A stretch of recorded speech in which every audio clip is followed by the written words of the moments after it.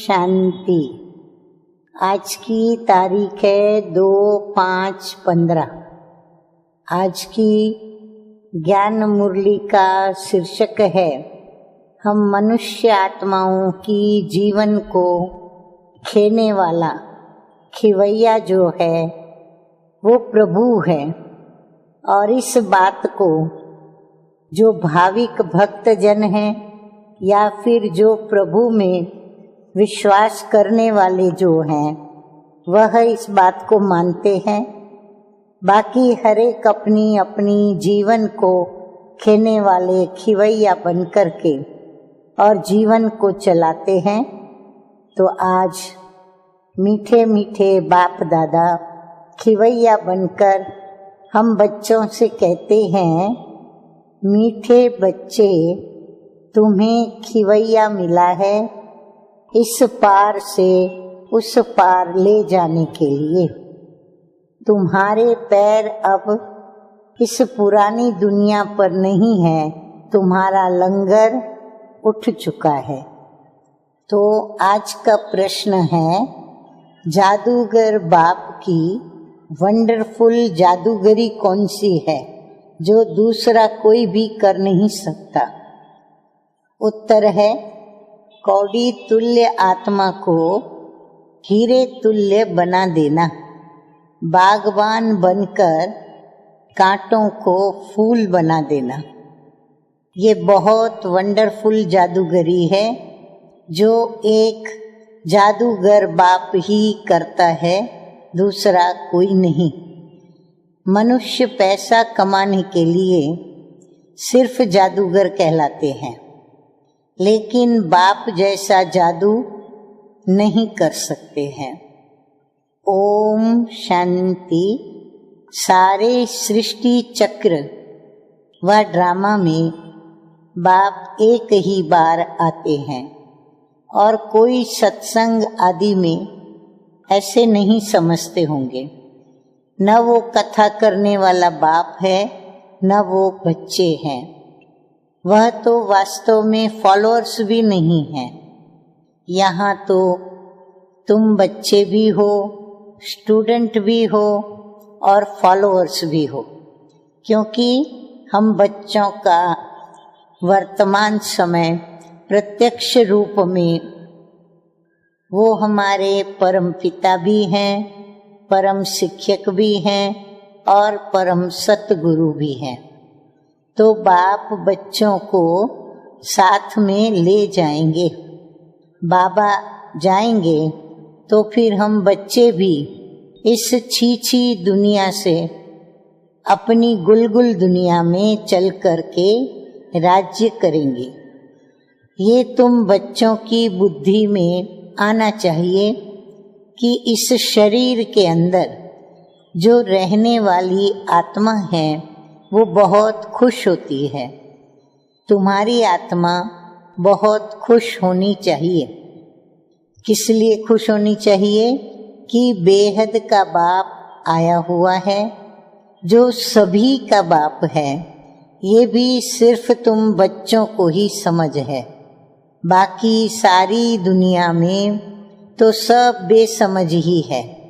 बाप बैठ समझाते हैं कि रावण ने तुमको कितना बेसमझ बना दिया है। बाप आकर के समझदार बनाते हैं। बाबा कहते हैं कि सारे विश्व पर राज्य करने लायक इतना समझदार बाबा बना देते हैं। ये स्टूडेंट लाइफ भी एक ही बार हम बच्चों को मिलती है, जबकि भगवान आकर के हम बच्चों को पढ़ाते हैं। अब तुम्हारी बुद्धि में ये है, बाकी जो अपने धंधे दोरी आदि में फंसे हुए बहुत रहते हैं, उनको कभी भी ये बुद्धि में आ न सके कि भगवान पढ़ाते हैं। उन्हें तो अपना धंधा आदि ही याद रहता है। तो तुम बच्चे जबकि जानते हो कि भगवान हमको पढ़ाते हैं तो कितना हर्षित रहना चाहिए। और तो सब हैं पाई पैसे वालों के बच्चे, तुम तो भगवान के बच्चे बने हो, तो तुम बच्चों को अथाह खुशी रहनी चाहिए। कोई तो बहुत हर्षित रहते हैं, कोई कहते हैं कि बाबा हमारी मुरली नहीं चलती, ये होता वो होता। अरे मुरली कोई मुश्किल थोड़ी है। जैसे भक्ति मार्ग में साधु संत आदि से कोई पूछते हैं कि हम ईश्वर से कैसे मिले, परंतु वो ये जानते नहीं, सिर्फ अंगुली से इशारा करेंगे कि भगवान को याद करो, बस खुश हो जाते हैं।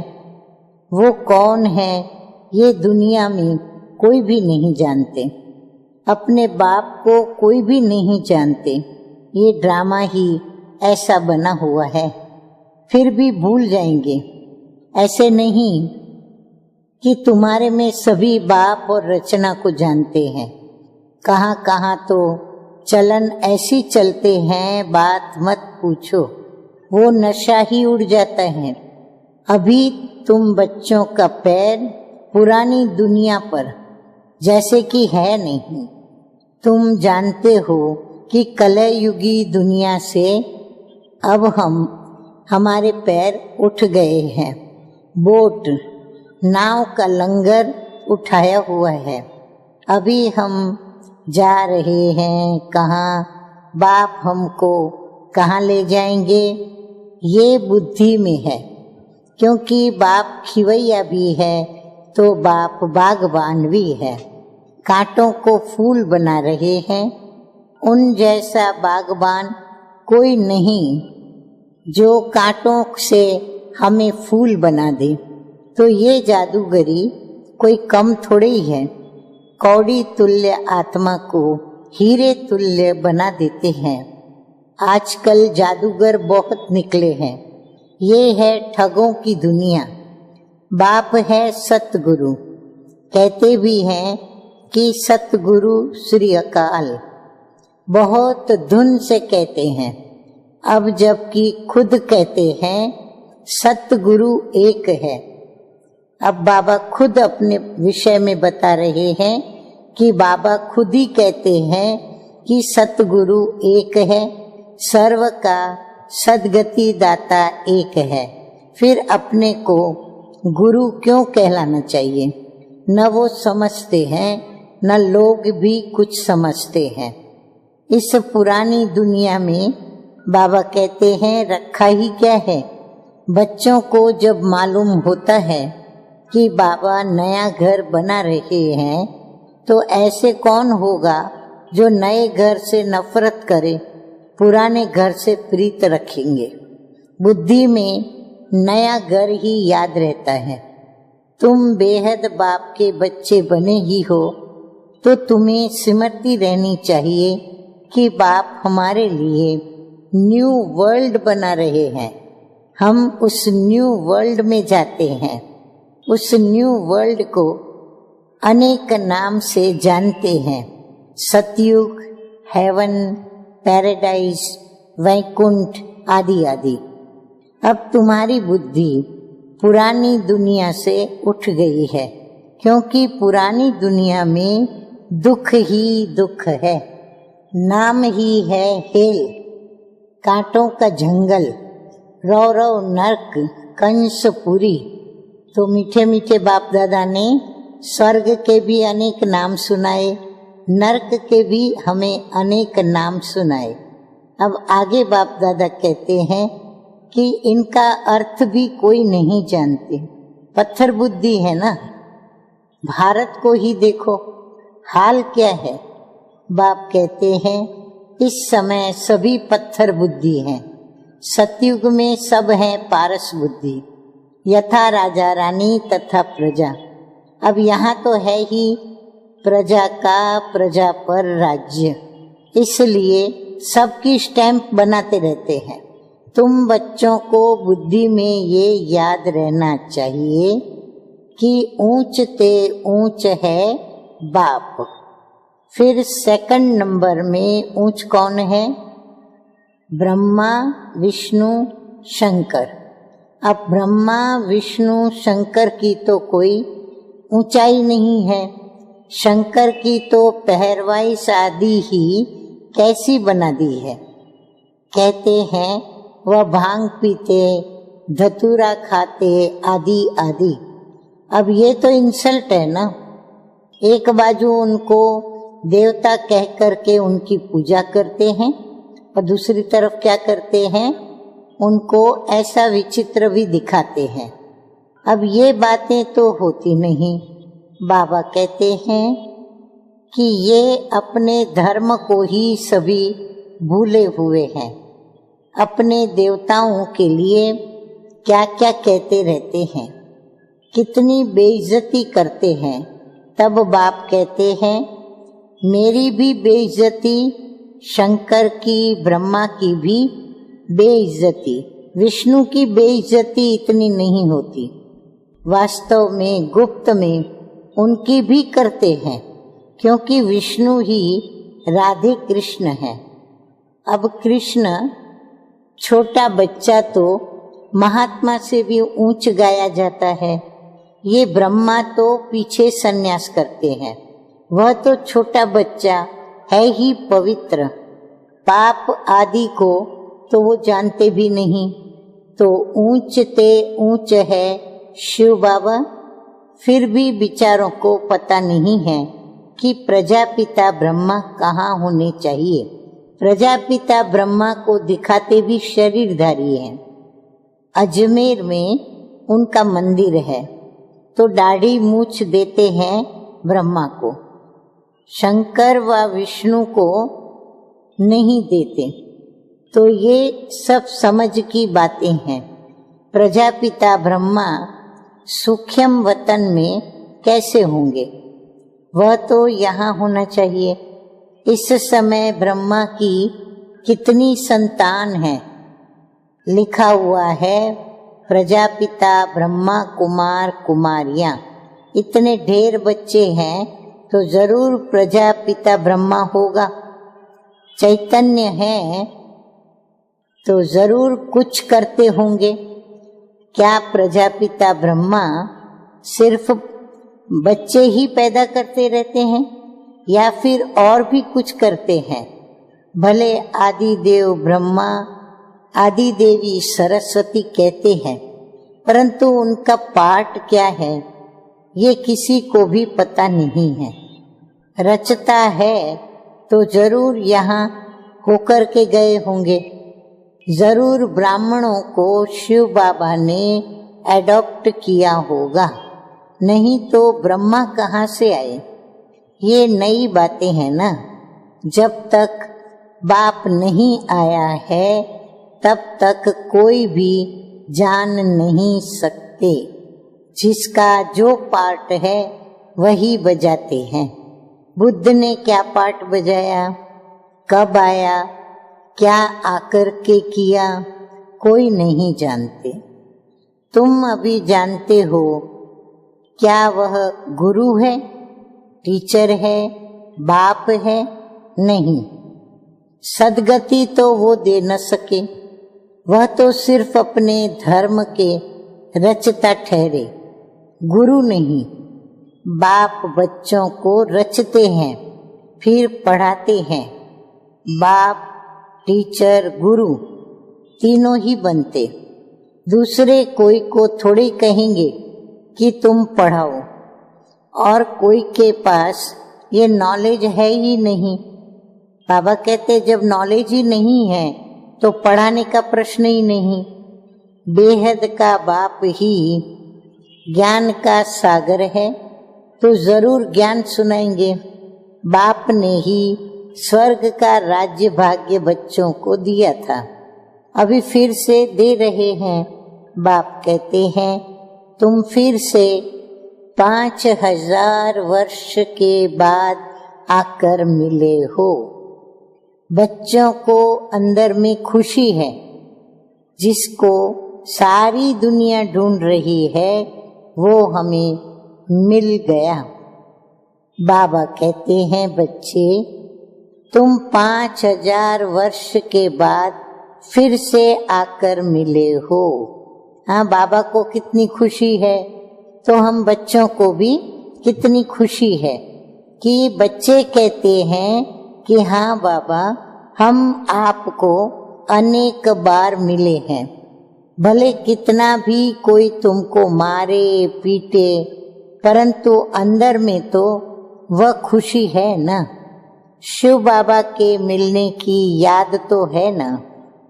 याद से ही कितने पाप कटते हैं। अबलाओं बांधेलियों के तो और ही जास्ती पाप कटते हैं, क्योंकि वह जास्ती शिव बाबा को याद करती है। अत्याचार होते हैं तो बुद्धि शिव बाबा की तरफ चली जाती है। शिव बाबा रक्षा करो, तो याद करना अच्छा है ना। रोज मार खाओ और शिव बाबा को याद करेंगी, ये तो भला ही है ना।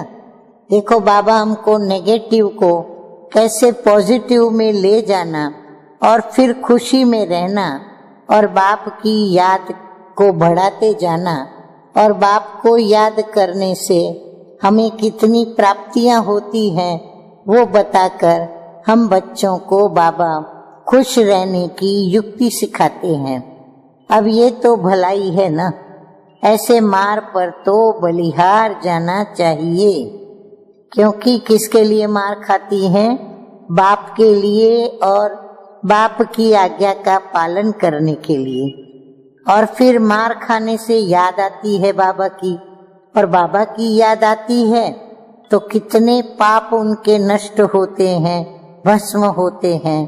तो बाबा कहते हैं मार पड़ती है तो याद करते हैं। कहते हैं गंगा जल मुख में हो, गंगा का तट हो, तब प्राण तन से निकले। तुमको जब मार मिलती है तो बुद्धि में अलफ और बेग तुम्हें याद पड़ती है। बस बाबा कहने से वर्षा जरूर याद आएगा। ऐसा कोई भी नहीं होगा जिसको बाबा कहने से वर्षा याद न पड़े। बाप के साथ मिलकत जरूर याद आएगी। तुमको भी शिव बाबा के साथ वर्षा जरूर याद आएगा। वह तुमको विष के लिए, विकार के लिए मार देकर शिव बाबा की याद दिलाते हैं, और तुम बाप से वर्षा पाते हो, पाप कट जाते हैं। यह भी ड्रामा में तुम्हारे लिए गुप्त कल्याण है। जैसे कहा जाता है लड़ाई कल्याणकारी है, तो ये मार भी तो अच्छी हुई ना। बाबा कहते हैं आजकल बच्चों का प्रदर्शनी मेलों की सर्विस पर जोर है। नवनिर्माण प्रदर्शनी के साथ साथ लिख दो। हाँ बाबा देखो कहते हैं लिख दो। क्या लिख दें? गेटवे टू हेवन, दोनों अक्षर होने चाहिए। नई दुनिया कैसे स्थापन होती है उनका एग्जीबिशन है, तो मनुष्यों को सुन करके अवश्य खुशी होगी। नई दुनिया कैसे स्थापन होती है उनके लिए यह चित्र बनाए हैं, आकर के देखो। गेटवे टू न्यू वर्ल्ड, ये अक्षर भी ठीक है। ये जो लड़ाई है इनके द्वारा ही गेट्स खुलते हैं। गीता में भी है कि भगवान आया था, आकर के राजयोग सिखाया था। मनुष्य से देवता बनाया तो जरूर नई दुनिया स्थापन हुई होगी। मनुष्य कितनी कोशिश करते हैं मून में जाने की, चांद पर जाने की। देखते हैं धरती ही धरती है, मनुष्य कुछ भी देखने में वहां नहीं आते। इतना सुनाते हैं, इससे फायदा ही क्या? अभी तुम रियल साइलेंस में जाते हो ना, अशरीरी बनते हो, वो है साइलेंस वर्ल्ड। तुम मौत चाहते हो, शरीर छोड़कर जाना चाहते हो। बाप को भी मौत के लिए ही बुलाते हो कि आकर अपने साथ मुक्ति, जीवन मुक्ति में ले जाओ। हाँ, हमारी कितनी वंडरफुल बातें हैं कि हम मौत चाहते हैं और हम मौत के बाद स्वर्ग में जाएंगे, यह भी हमें पता है। तो हम ये भी समझते हैं कि शरीर छोड़कर अशरीरी होकर हम अपने पिता परमात्मा के पास मुक्ति में जाएंगे। तो बाबा कहते हैं, हम बच्चे बुलाते भी बाबा को इसीलिए हैं कि बाबा आप आकर के हमें मुक्ति और जीवन मुक्ति में ले जाओ। कि पतित पावन आएंगे तो जैसे हम कालों के काल को बुलाते हैं। अभी तुम समझते हो कि बाबा आया हुआ है, कहते हैं चलो घर, और हम घर जाते हैं। बुद्धि हमारी काम करती है ना। यहाँ कई बच्चे होंगे जिनकी बुद्धि धंधे आदि तरफ दौड़ती होंगी। फलाना बीमार है, क्या हुआ होगा, अनेक प्रकार के संकल्प आ जाते हैं। बाप कहते हैं, तुम यहाँ बैठे हो, आत्मा की बुद्धि बाप और वर्षे के तरफ है। ज्ञान बुद्धि में है, आत्मा ही याद करती है ना। समझो कोई का बच्चा लंदन में है, समाचार आया बीमार है, बस बुद्धि चली जाएगी, फिर ज्ञान बुद्धि में बैठ न सके। यहाँ बैठे हुए बुद्धि में उनकी याद आती रहेगी। कोई का पति बीमार हो गया तो स्त्री के अंदर उथल पुथल होगी, बुद्धि जाती तो है ना। तो तुम भी यहाँ बैठे सब कुछ करते शिव बाबा को याद करते रहो, तो भी बाबा कहते हैं अहो सौभाग्य। जैसे वो पति को अथवा गुरु को याद करते हैं, ऐसे तुम बाप को याद करो। तुम अपना 1 मिनट भी वेस्ट मत करो। बाप को जितना याद करेंगे तो सर्विस करने में भी बाप ही याद आएगा। बाप ने कहा है, मेरे भक्तों को जाकर के समझाओ कि ये किसने कहा? शिव बाबा ने। कृष्ण के भक्तों को क्या समझाएंगे? उनको जाकर के फिर ये कहो कि कृष्ण नई दुनिया स्थापन कर रहे हैं, वो मानेंगे? क्रिएटर तो गॉडफादर है, कृष्ण थोड़े ही है। परमपिता परमात्मा ही पुरानी दुनिया को नई बना रहे हैं, ये मानेंगे भी। अब दुनिया नई सो पुरानी, पुरानी सो फिर नई होती है। सिर्फ टाइम बहुत दे देने से मनुष्य घोर अंधियारे में है। तुम्हारे लिए तो अब हथेली पर बहिष्ट है।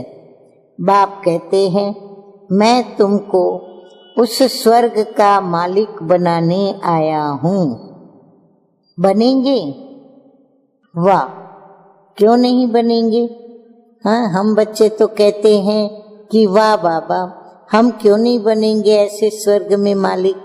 अच्छा, तो फिर मुझे याद करो, पवित्र बनो, याद से ही पाप भस्म हो जाएंगे। तुम बच्चे जानते हो कि विकर्मों का बोझ आत्मा पर है, न कि शरीर पर। अगर शरीर पर बोझ होता तो जब शरीर को जला देते हैं तो उसके साथ पाप भी जल जाते। आत्मा तो है ही अविनाशी, उसमें सिर्फ खाद पड़ती है, जिसको निकालने के लिए बाप एक ही युक्ति बतलाते हैं कि याद करो। तो मीठे मीठे बाप दादा कहते हैं कि पतित से पावन बनने की युक्ति कितनी अच्छी है। मंदिर बनाने वाले, शिव की पूजा करने वाले सभी भक्त हैं ना। पुजारी को कभी पूज्य कह न सके। अच्छा, मीठे मीठे सिकिलधे बच्चों प्रति मात पिता बाप दादा का याद प्यार और गुड मॉर्निंग। रूहानी बाप की रूहानी बच्चों को नमस्ते। हम रूहानी बच्चों का रूहानी बाप दादा को याद प्यार गुड मॉर्निंग और नमस्ते नमस्ते। अभी हम सुनेंगे धारणा के लिए मुख्य सार की 2 बातें। नंबर 1 है जिसे सारी दुनिया ढूंढ रही है, वो बाबा हमें मिल गया, इस खुशी में रहना है। तो बाबा कहते हैं जिसको सारी दुनिया ढूंढ रही है, हम भी ढूंढते थे परंतु हमें बाबा मिल गया, तो इस खुशी में हम बच्चों को रहना है। क्योंकि याद से ही पाप कटते हैं, इसलिए किसी भी परिस्थिति में बाप और वर्षे को याद करना है। 1 मिनट भी अपना टाइम वेस्ट नहीं करना है। नंबर 2 है इस पुरानी दुनिया से बुद्धि का लंगर उठा देना है। बाबा हमारे लिए नया घर बना रहे हैं। ये है रौरव नर्क कंसपुरी। हम चाहते हैं वैकुंठपुरी में, तो सदा इस ही स्मृति में रहना है। वरदान है आज का, मीठे मीठे बाप दादा कहते हैं सर्व खजानों को स्व के प्रति और औरों के प्रति यूज करने वाले अखंड महादानी भव। बाबा कहते हैं कि जैसे बाप का भंडारा सदा चलता है, रोज देते हैं, ऐसे आपका भी अखंड लंगर चलता रहे। क्योंकि आपके पास ज्ञान का, शक्तियों का, खुशियों का भरपूर भंडारा है। इसे साथ में रखने व यूज करने में कोई भी खतरा नहीं है। ये भंडारा खुला होगा तो चोर नहीं आएगा, बंद रखेंगे तो चोर आ जाएंगे। इसलिए रोज अपने मिले हुए खजाने को देखो और स्व के प्रति और औरों के प्रति यूज करो, तो अखंड महादानी बन जाएंगे। अभी सुनेंगे आज का स्लोगन। तो आज का स्लोगन है सुने हुए का मनन करो। सुने हुए का माना जो भी हम सुन रहे हैं तो उसका हमें मनन करना है।